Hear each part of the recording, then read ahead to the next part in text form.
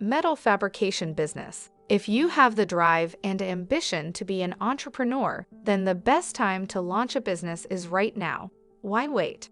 Find a problem or an opportunity that aligns with your skill set and passions. Make sure it can scale into a business. Write up your business plan and do it. That said, timing when to launch a certain business type is a different story.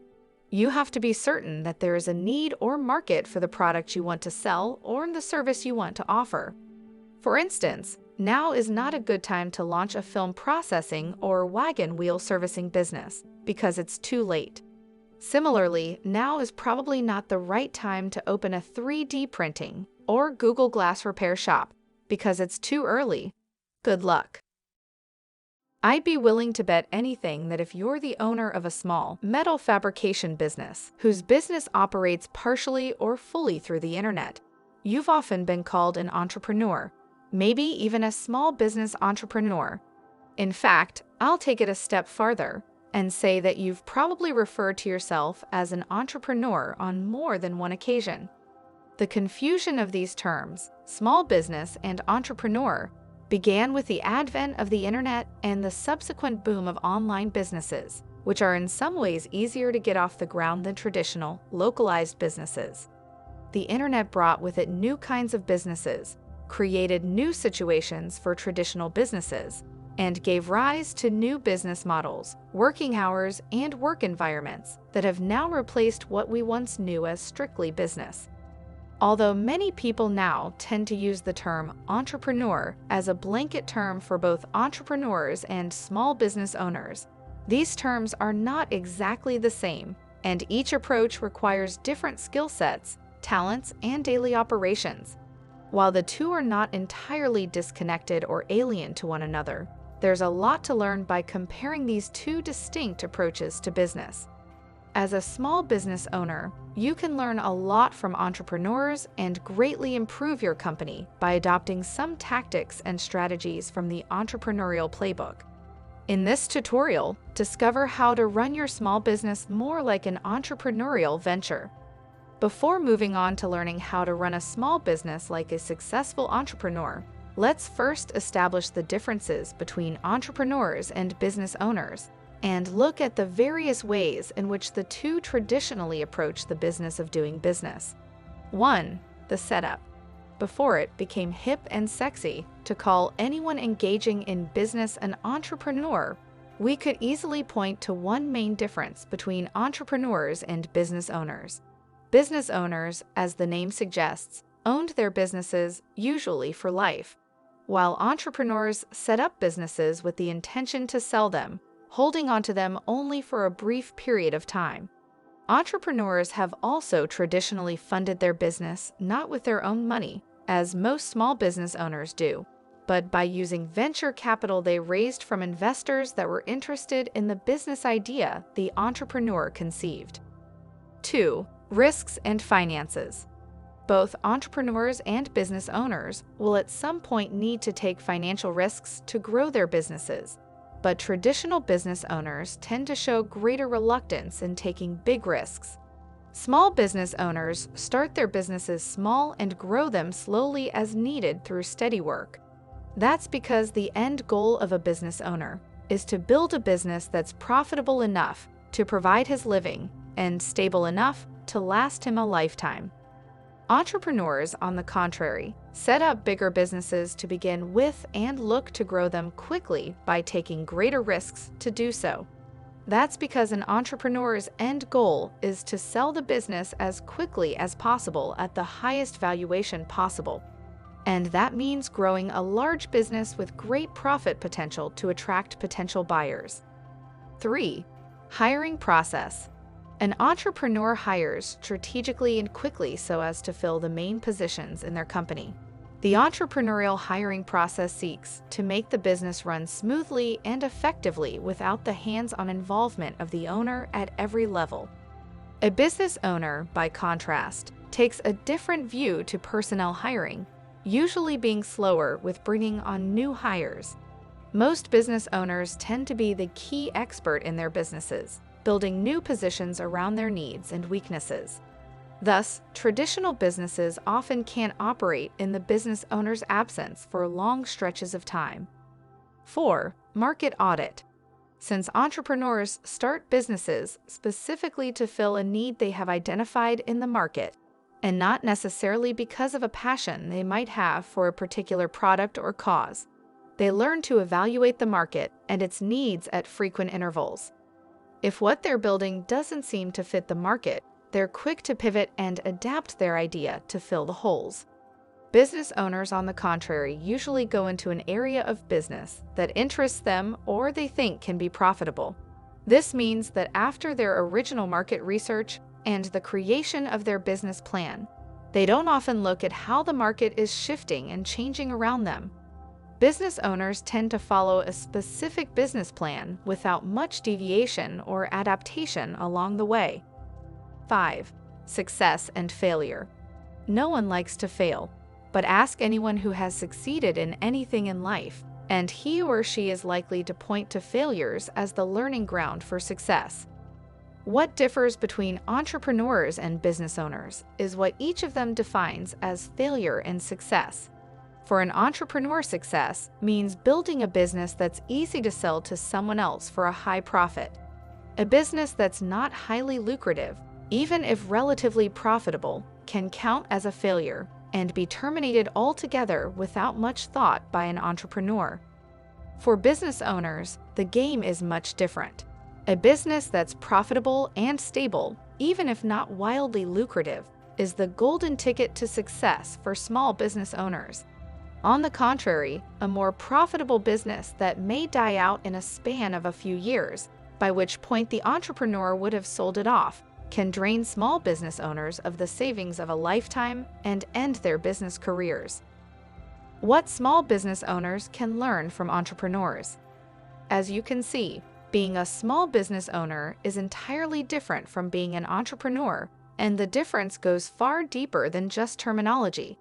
Everything from the goals to the plans and aspirations of these two business professionals point in different directions. But that's not to say that one cannot learn or benefit from the other. In fact, there are a number of things that you can learn from entrepreneurial practices, strategies, and mindsets that will help you improve your small business quickly and efficiently. So let's dig in. 1. Work on your business. It's often said that entrepreneurs work on their businesses while business owners work in their businesses, and that can be true. The difference arises from the different setup each professional takes to the business, as mentioned before. But if you're constantly working on your business, you'll never be able to work on your business to grow or improve it. So how can you get someone to work on your business? By hiring the right people that will take on some of your responsibilities and free your precious time to take a step back from your daily tasks and operations and look at the larger picture of your business. Learn more about how to do that. 2. Hire for growth, not just need. Being more averse to financial risks, business owners are slower to bring new hires into the company, which isn't bad in and of itself. But often business owners will delay hires too long and only bring a new person in when the other people in the company can't cope with the work anymore. This can hurt your company not only because it lowers the morale of your overworked employees, but also because it offers no opportunity for growth. Not every new hire should come in to pick up the extra slack.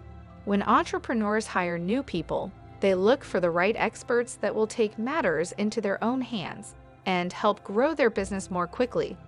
You'd be wise to follow the same policy for the key positions of your company.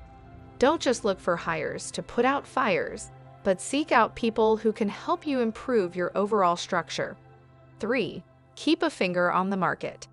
Your small business is dedicated to offering a specific product or service to an interested clientele according to your business plan.